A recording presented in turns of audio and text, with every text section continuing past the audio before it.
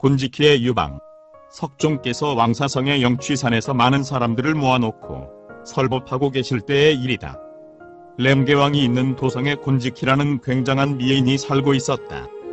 어느 날 곤지키가 볼 일이 있어서 어느 집에 갔더니 한 산부가 있는데 이제 갓 태어난 갓난 아이를 손으로 잡아 쥐고 먹으려고 하고 있었다. 그녀는 크게 놀라 그 산부의 손을 붙들고 당신은 왜 이런 무서운 짓을 하시려고 합니까? 이렇게 말하고 말렸다.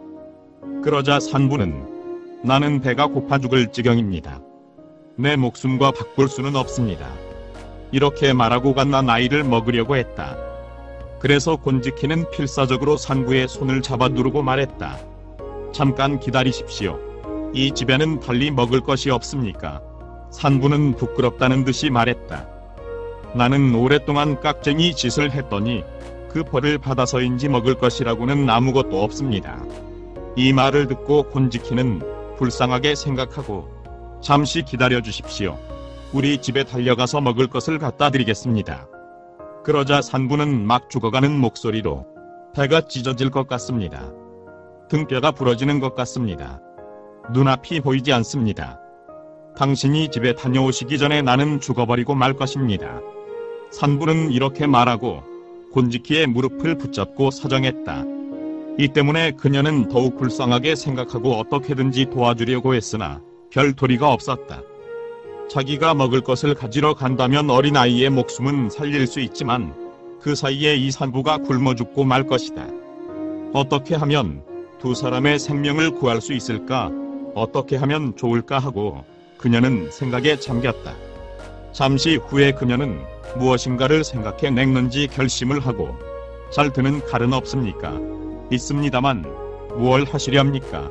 산부는 이상하게 생각하면서 칼이 있는 곳을 가르쳐 주었습니다. 그러자 곤지키는 당장에 칼을 들고 와서 자기의 양쪽 유방을 도려내어 산부에게 주었다. 산부는 정신없이 그것을 먹기 시작했다. 그녀는 산부에게 물었다. 아직도 부족하십니까? 그러자 산부는 다 먹고 나서 이제 충분합니다. 그러자 그녀는 이 아기는 내가 내 유방을 당신에게 베어주고 대신 얻은 아이입니다. 내가 집에 가서 먹을 것을 가져올 동안 당신에게 맡겨둘 테니 절대로 이 아이를 먹어서는 안 됩니다. 이렇게 단단히 일러두고 그녀는 피를 흘리면서 집으로 돌아갔다.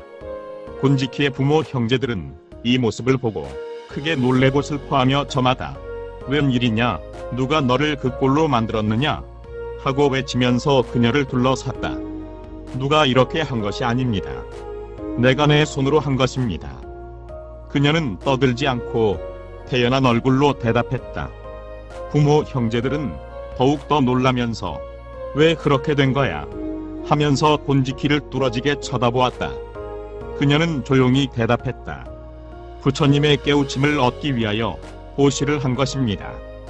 이 말을 듣고 부모 형제들은 겨우 안심하고 또한 감동했다. 그러나 아직은 불안하게 생각하여 그녀에게 말했다.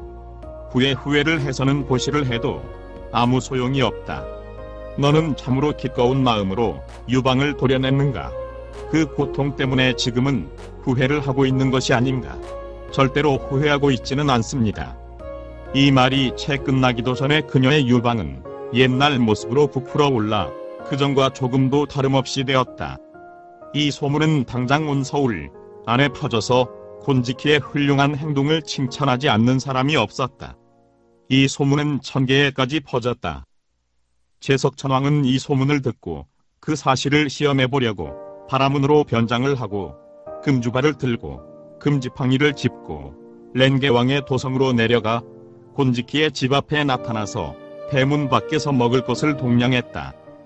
그러자 그녀는 그 소리를 듣고 음식을 가득 담은 접시를 받들고 집에서 나왔다. 바라문은 그녀에게 말했다.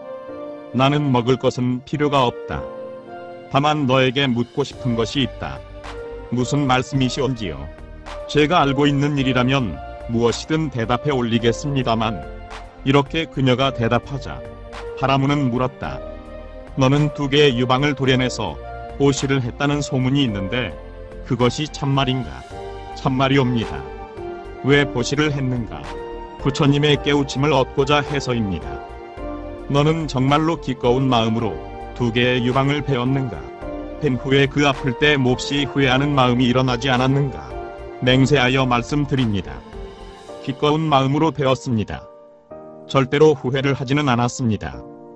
곤지키가 이렇게 말하고 맹세하자 지금까지 여자였던 그녀는 훌륭한 대장부로 바뀌고 말았다. 여러 가지로 구속이 많은 여자의 몸으로부터 자유로운 남자의 몸이 된 그녀는 춤을 추듯이 자기의 행복을 기뻐하였다. 그리고서는 집에만 틀어박혀 있지 않고 자유롭게 여기저기를 돌아다녔다. 그리고 닥치는 대로 나무 밑에서 잠을 잤다. 그 무렵 갑자기 렌게왕이 세상을 떠나고 그 뒤를 이을 태자가 없자 대신들은 크게 당황하여 왕위를 이을 사람을 찾아 나서게 되었다. 그때는 굉장히 무더운 날씨였지만 대신들은 분담을 하여 마을에서 마을로 고을에서 고을로 도어에서 도어로 왕자의 상을 가진 사람을 찾아서 헤맸다. 마침 그녀가 어느 나무 밑에서 잠자고 있을 때였다. 왕자를 찾아 헤매고 있던 한 대신이 심한 더위를 참지 못하여 꽃이 가득 피어있는 길가의 못에서 목욕을 하고 한숨을 돌리면 무심코 저쪽 기슭을 보니 나무 그늘에서 훌륭한 남자가 잠자고 있다. 보면 볼수록 뛰어난 얼굴은 왕자로서 나무랄 게 없는 상을 갖추고 있다. 더욱 이상한 일은 태양은 점점 서쪽으로 기울어 가는데도 나무 그림자는 언제까지나 잠자고 있는 사나이 위에서 떠나지 않고 있다. 대신은 크게 기뻐하고 이 사람이야말로 렌게왕의 뒤를 이을 사람이라고 생각했다. 그는 사나이를 깨워 왕궁으로 데리고 가 왕관을 씌우고 왕이 입는 보위를 입혀 왕좌에 앉혔다. 그리고 여러 신하들은 그 밑에 무릎을 꿇고 말했다. 아무쪼록 왕위에 오르셔서 이 나라를 다스려 주시기 바랍니다. 그러나 그 사나이는 거절했다. 나는 왕위에 올라 이 나라를 다스릴 수가 없습니다. 그래도 여러 신하는 승복을 하지 않았다. 제발 왕위를 이어주시옵소서. 그래서 그 사나이는 그렇다면 왕위에 오르겠다.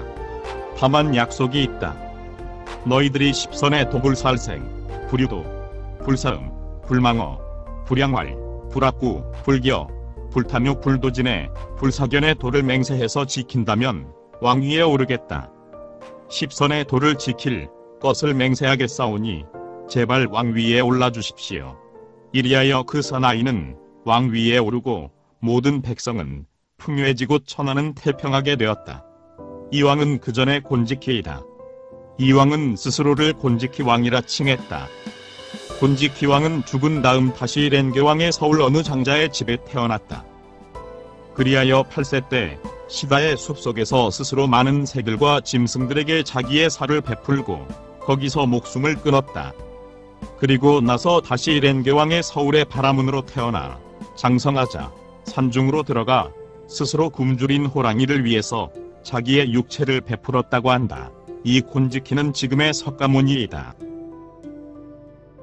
구독과 좋아요를 클릭해 주시면 불교 전파 및 불경 보급 사업에 많은 도움이 됩니다.